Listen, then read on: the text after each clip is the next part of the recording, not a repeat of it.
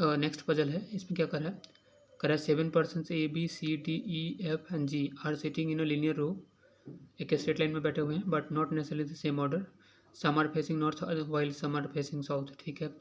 आगे क्या कर, not more than 2 person facing the same direction are sitting adjacent together, मतलब एक ही डायरेक्शन में जो है दो से ज़्यादा, एक डायरेक्शन में फेस करने में दो से ज़्यादा पर्सन एक साथ नहीं बैठ सकते यहाँ पे। उसके बाद क्या कहा, अब ये कंडीशन दिया हुआ यहाँ पे, टोटल नंबर ऑफ पर्सन कितना था 7 है। कंडीशन के only 1 person seat between F and C who sits on one of the end, तो अगर सी को मान लेते इस इंड पर होगा तो 2 4 6 एक साथ यहाँ पर आ जाएगा, नहीं तो सी अगर इस इंड पर होगा तो 2 4 6 एक साथ इस तरह से होगा। तो पॉसिबिलिटी यहाँ पे क्या कहा कि only 1 person seat between F and C who seats, तो एफ और सी के बीच में सिर्फ एक पर्सन, तो एफ यहाँ आ जाएगा, इधर से एफ यहाँ पर हो जाएगा। F sits immediate left of ए,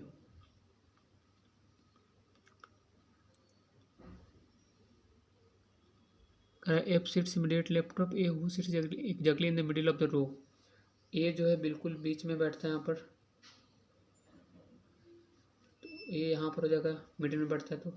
और ए के उसके बाद क्या होगा, F sit immediate left of A, तो इसके लेफ्ट में बैठ रहा है तो इसका मतलब ए क्या होगा, साउथ डायरेक्शन में फेस कर रहा होगा तभी इधर लेफ्ट में, और यहाँ पर ए नॉर्थ में फेस कर रहा होगा। उसके बाद क्या कहा यहाँ पे,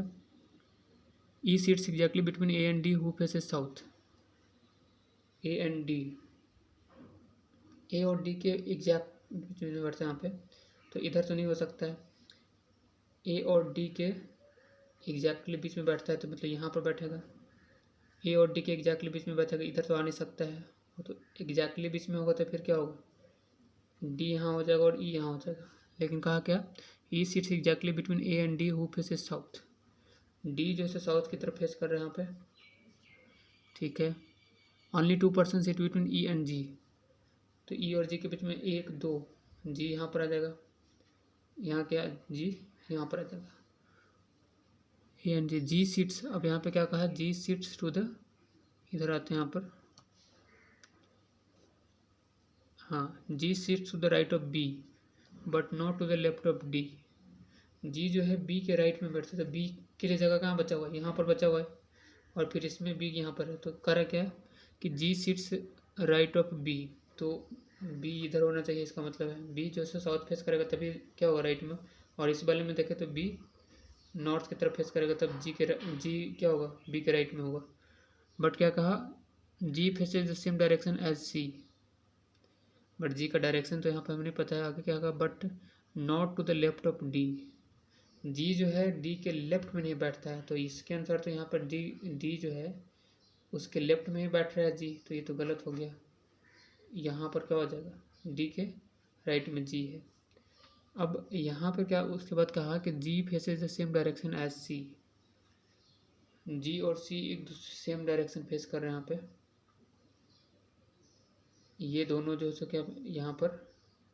साउथ डायरेक्शन में फेस कर रहा है, तो 2 से ज़्यादा पर्सन तो एक डायरेक्शन फेस नहीं कर सकते एक ही साथ, तो ये हो गया नॉर्थ, ये दोनों अगर नॉर्थ फेस कर रहेगा तो यहाँ पे क्या हो जाएगा, फिर ये